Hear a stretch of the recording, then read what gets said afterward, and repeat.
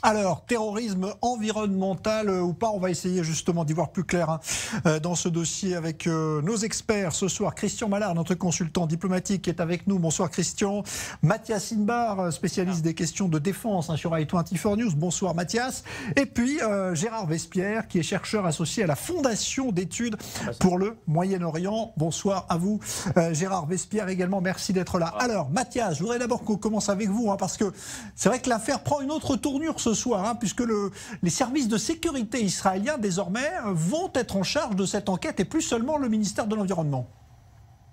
Exactement, parce que le mot fatidique a été employé à partir du moment où, Jean-Charles, on parle d'actes terroristes, où on parle de terreur. Quel que soit le qualificatif derrière le mot terreur, eh bien automatiquement il va falloir faire appel à qui ? Au Shabak et au renseignement de manière générale. Parce que le mot a été utilisé. D'ailleurs, il a été tout de suite changé cet après-midi par Benjamin Netanyahu. Il a dit c'est un attentat, enfin c'est une attaque. Donc on reste très prudent du côté des autorités israéliennes.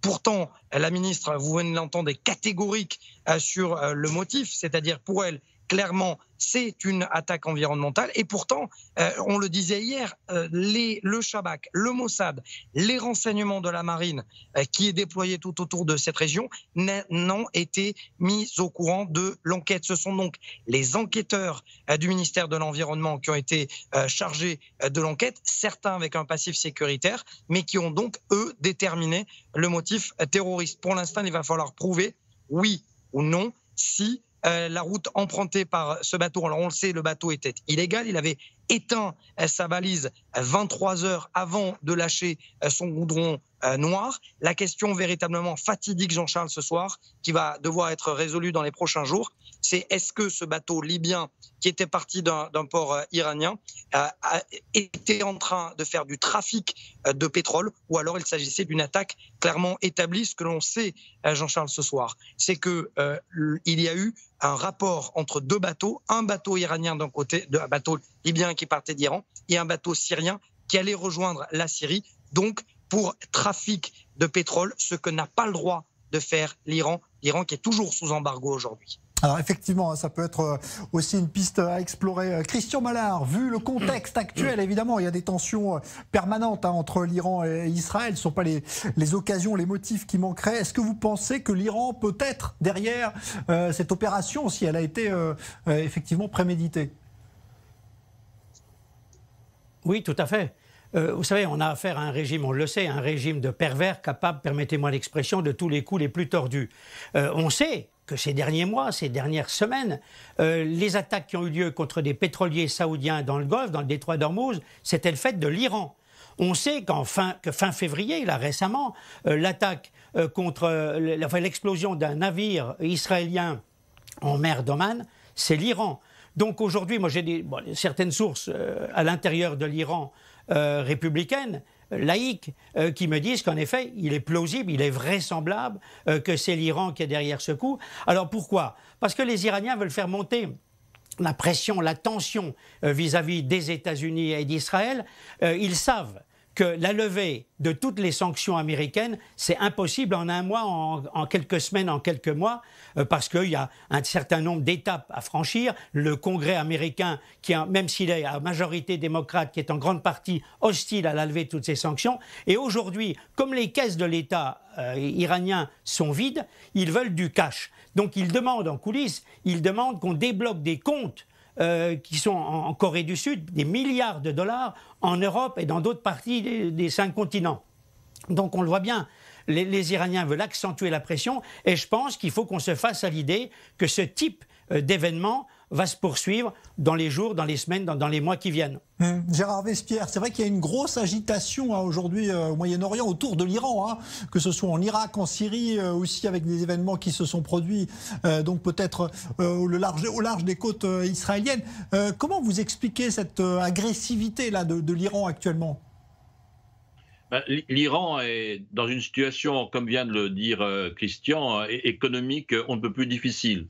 Elle est dans une situation sociale on ne peut plus difficile. Il y a une province actuellement à l'extrémité sud-est du pays, le Baloutchistan, qui est en mini-révolution. Le gouvernorat de Saravan a été pris d'assaut parce qu'il y a eu des meurtres commis par les gardiens de la Révolution sur plusieurs dizaines d'habitants de la province. Donc voyez-vous, il y a une agitation et je pense que le pouvoir est très très sensible à l'état à la fois psychologique, économique et politique du pays. Il y a dans quelques semaines une élection présidentielle dont on ne connaît pas encore les candidats. Ça peut être l'occasion pour des soulèvements populaires qui accompagneraient cette campagne politique et électorale. Donc c'est un pouvoir qui est dans une position très très délicate. Alors on va parler des implications aussi sur l'accord du nucléaire dans un instant, mais je voudrais revenir d'un mot, Mathias, avec vous, parce que il y a eu cette opération, donc peut-être avec l'aide de l'Iran, mais il y a eu aussi le bateau appartenant à un Israélien sur lequel on a tiré dans le golfe d'Oman, et là aussi l'Iran est plus clairement d'ailleurs pointé du doigt. Ça veut dire qu'il y a quand même en ce moment de vrais sujets de friction entre Israël et l'Iran. Est-ce que ça peut dégénérer un peu plus ? Oui, c'est exactement ce que j'allais rajouter. Vous posez une excellente question ce soir, Jean-Charles, parce qu'il y a un débat aujourd'hui au sein de l'état-major sécuritaire. C'est-à-dire que d'un côté, vous avez juste après, vous avez eu raison de rappeler l'incident du bateau, parce que la nuit qui a suivi, il y a eu une réunion d'urgence à la Kiria, au QG de la Défense, où il a été question des représailles. C'est-à-dire d'un côté, vous avez eu le chef d'état-major, Aviv Kochavi, qui était pour une représaille mesurée. De l'autre, vous aviez Yossi Cohen, le chef du Mossad, qui était pour un coup fort contre l'Iran et un message qu'il fallait envoyer directement, non pas aux forces iraniennes déployées dans la région, c'est-à-dire au Liban ou en Syrie ou en Irak, mais en Iran. Et finalement, Benyamin Netanyahou a tranché, puisque c'est la gouvernance politique en Israël qui tranche, et c'est le chef d'état-major qui a eu raison de cette réunion. Et finalement, on le sait, c'est un raid qui a été attribué à Israël contre des installations des gardiens de la Révolution en plein Damas. Non pas que ce raid est symbolique, tout simplement, il est en train d'envoyer aussi un message du côté d'Israël, du côté des Iraniens, en disant ce sont les infrastructures et la logistique des gardiens de la Révolution que nous avons frappées. Demain, ça sera peut-être encore plus lourd. C'était une frappe quasi chirurgicale. Mais là, le gros problème, c'est la question qu'il faut se poser, c'est à quoi joue l'Iran ? C'est-à-dire que si véritablement c'est une attaque environnementale de l'Iran, là, on est bien au-delà de l'attaque symbolique, parce que jusqu'à présent, New Delhi, c'est une attaque qui a loupé, qui a été ratée.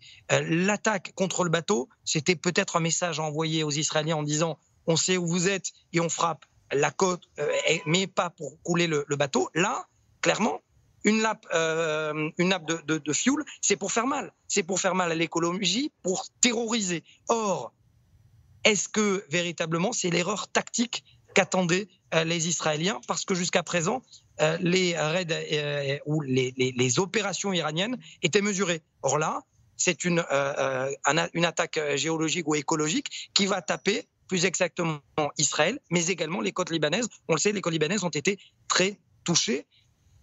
Il va falloir regarder ça de plus près. On le sait qu'en 2006, Hassan Nasrallah, on le répète assez souvent, Jean-Charles, Hassan Nasrallah dit souvent que s'il avait eu vent des conséquences de la Seconde Guerre du Liban, il n'aurait jamais kidnappé Ehud Golwasser et Eldad Regev. C'est peut-être ce qui est en train de se jouer dans les prochaines semaines. On verra en tout cas les suites de cette enquête. Alors je voudrais qu'on parle aussi de l'accord nucléaire, parce que là aussi l'Iran, on va dire, a échappé aujourd'hui, Christian Mallard, à une résolution des Européens qui pouvait la condamner. Et du coup, l'Iran accepte de revenir négocier pour des résolutions, des négociations techniques. C'est pas très clair. Qu'est-ce qui s'est passé dans la tête des Européens, Christian, pour ne pas aller au bout de cette démarche de résolution ? Vous connaissez ma position. Vous savez, les Européens, c'est un pas en avant, 3 pas en arrière. Là, visiblement, ils pensent que les Iraniens ont fait un petit geste diplomatique en acceptant justement des réunions, ce qu'ils appellent des réunions techniques avec l'AIEA à partir du début du mois d'avril. Mais permettez-moi de vous dire, ce type de diplomatie, c'est de la diplomatie de l'enfumage. Pourquoi ? Parce que ces derniers jours, ces dernières semaines, vous aviez les inspecteurs de l'AIEA, l'Agence internationale de l'énergie atomique, qui vous disait on n'a plus du tout accès à un certain nombre de sites nucléaires non déclarés. Donc à partir de là, aujourd'hui, l'AIEA dit se réjouir du fait qu'il y aura ces nouvelles réunions techniques, mais à partir du mois d'avril. Mais regardez ce qui peut se passer. On est début mars.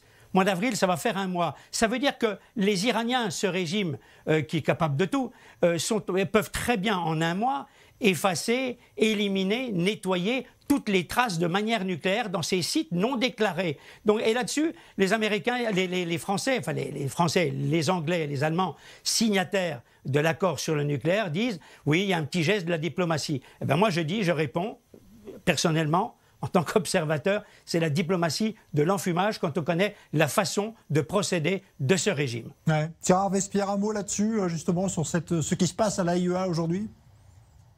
Eh bien, c'est effectivement une manière dilatoire d'aborder le fond du problème. Mais je crois que des deux côtés, le poids des élections iraniennes à venir pèse énormément. Le poids de la situation sociale iranienne pèse énormément. Et je crois que l'Europe aussi attend de voir ce qui va se passer dans les prochaines semaines. Comme vient de le préciser Christian, n'est-ce pas? On a encore un mois qui va s'évaporer là. Et on dirait que tout le monde veut jouer le temps et chacun à sa façon. Les Européens pour voir un petit peu ce qui va se passer socialement et politiquement dans le pays, et les Iraniens eh bien, pour avoir des manœuvres un peu dilatoires. Merci à tous. Merci Gérard Vespierre, chercheur à la Fondation d'études pour le Moyen-Orient, Christian Malard, notre consultant, et Mathias Inbar, notre spécialiste des questions de défense sur i24 News. Merci à tous les trois.